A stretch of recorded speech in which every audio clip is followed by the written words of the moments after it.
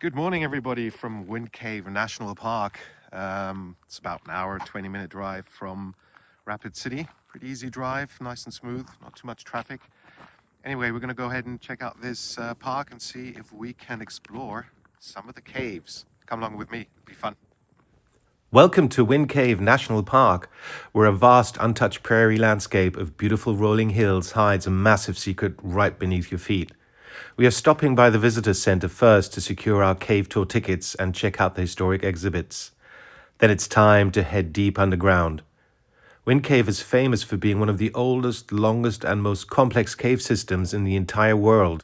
As you walk through these ancient passages, you won't see your typical scenes like you do in other caves.